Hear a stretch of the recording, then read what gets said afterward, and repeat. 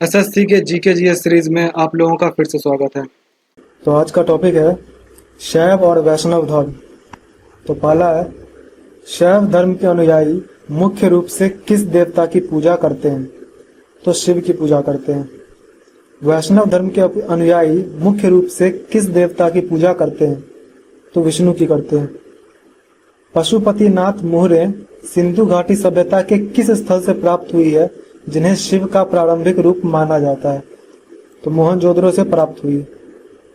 ऋग्वेद में शिव के लिए किस नाम का प्रयोग किया गया है? तो रुद्र का प्रयोग किया गया है। लिंग पूजा का पहला स्पष्ट प्रमाण किस पुराण में मिलता है? तो मत्स्य पुराण में मिलता है। शैव संप्रदाय में पाशुपत मत के संस्थापक कौन थे? तो लकुलिश थे। दक्षिण भारत में शैव धर्म का प्रचार प्रसार किन संतों द्वारा किया गया था? तो नैनार संतों द्वारा किया गया था। वैष्णव धर्म का सबसे प्राचीन नाम क्या है? तो भागवत धर्म।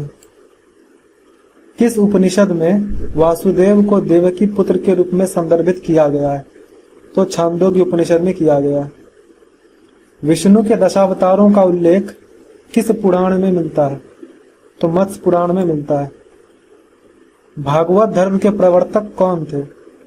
तो श्री कृष्ण थे। दक्षिण भारत में वैष्णव धर्म का प्रचार प्रसार किन संतों द्वारा किया गया था? तो अलवार संतों द्वारा किया गया था। मीनाक्षी मंदिर किस देवता या देवी को समर्पित एक प्रमुख शैव तीर्थ स्थल है? तो शिव और पार्वती। खजुराहो के मंदिर किस वंश के शासकों द्वारा बनवाए गए थे और वे मुख्यतः शैव और वैष्णव धर्म से संबंधित हैं? तो चंदेल वंश के। एलोरा का प्रसिद्ध कैलाश मंदिर किस वंश के शासकों द्वारा बनवाया गया था जो शैव स्थापत्य का उत्कृष्ट उदाहरण है?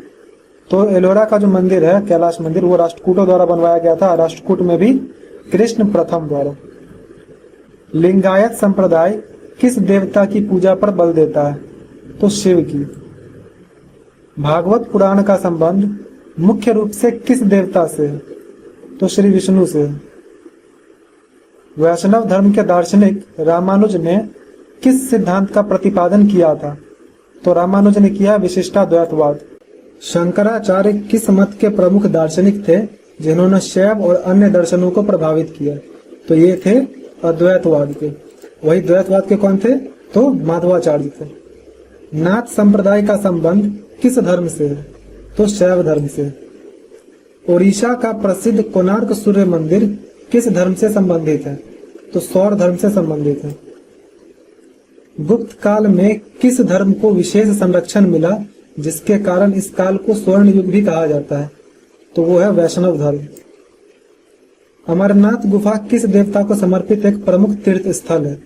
तो वो शिव जी को समर्पित है। वृंदावन और मथुरा किस धर्म के प्रमुख तीर्थ स्थल है?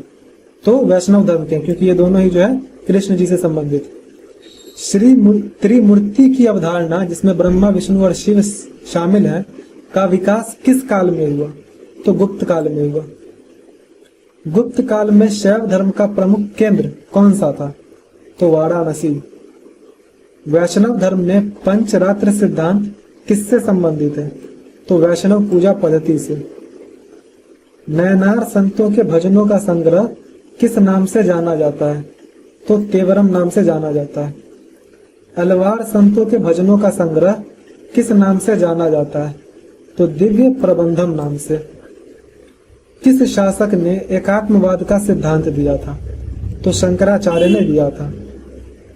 माधव संप्रदाय किस धर्म से संबंधित है और इसने किस दार्शनिक सिद्धांत का प्रतिपादन किया? तो माधव संप्रदाय जो है मैंने बताया है द्वैतवाद जो है वो माधव संप्रदाय का है और ये जो है वैष्णव धर्म से संबंधित है। द्वारिकाधीश मंदिर किस देवता को समर्पित एक प्रमुख वैष्णव तीर्थ स्थल है? तो कृष्ण जी का है। कांचीपुरम स्थित कैलाशनाथ मंदिर किस वंश के शासकों द्वारा बनवाया गया था जो शैव धर्म का एक महत्वपूर्ण केंद्र था?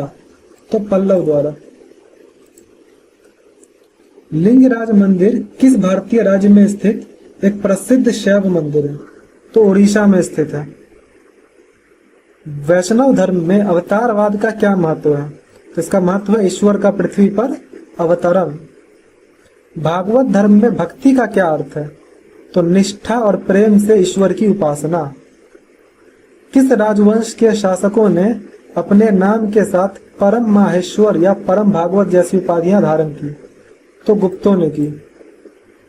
महाभारत में किस देवता को देवों के देव महादेव के रूप में वर्णित किया गया है? तो शिव जी को किया गया है। शैव धर्म के किस संप्रदाय के अनुयायी कपाल में भोजन करते थे और शमशान में रहते थे? तो वो थे कापालिक। जगन्नाथ मंदिर किस भारतीय राज्य में स्थित एक प्रमुख वैष्णव तीर्थ स्थल है? तो उड़ीसा में स्थित है। एरण से प्राप्त वराह अवतार की प्रतिमा किस काल से संबंधित है? तो गुप्त काल से संबंधित है। दशावतार मंदिर देवघर उत्तर प्रदेश किस काल से संबंधित है और किस देवता को समर्पित है? तो ये गुप्त काल से संबंधित है और दशावतार मंदिर जो है वो श्री विष्णु को समर्पित है। दक्षिण भारत में वीर शैव या लिंगायत आंदोलन के प्रवर्तक कौन थे? तो बसवन्ना थे। शैव धर्म और शक्ति धर्म के मेल से कौन सा संप्रदाय बना? तो शाक्त शैव बना। कृष्णा नदी के नाम पर किस वैष्णव शाखा का नाम पड़ा? तो भागवत का। महानदी के तट पर स्थित किस मंदिर को ब्लैक पैगोडा के नाम से भी जाना जाता है? तो कोणार्क के सूर्य मंदिर को। हरिहर की अवधारणा किस धर्म के मेल को दर्शाती है? तो हरि यानी कि विष्णु और हर यानी कि शिव, यानी शिव और विष्णु के। वैष्णव धर्म का प्रसार किस काल में हुआ और इसने भारत के बड़े हिस्से को प्रभावित किए? तो गुप्त काल में जो है वैष्णव धर्म का प्रसार हुआ। एलोरा की गुफाओं में शैव, वैष्णव और बौद्ध धर्म से संबंधित मूर्तियां और चित्र किस काल से संबंधित हैं? तो राष्ट्रकूट काल से संबंधित हैं। दक्षिण भारत के मंदिरों में पाए जाने वाले ऊंचे प्रवेश द्वारों को क्या कहा जाता है, जो अक्सर शैव और वैष्णव मंदिरों में देखे जाते हैं? तो उन्हें गोपुरम कहा जाता है। ऑलराइट, तो यहाँ शैव और वैष्णव धर्म और साथ ही शाक्त धर्म भी समाप्त होता है। नेक्स्ट रहेगा हमारा मौर्य काल। आपका जो भी स्कोर हुआ कमेंट कर दीजिए एंड मिलते हैं नेक्स्ट वीडियो में।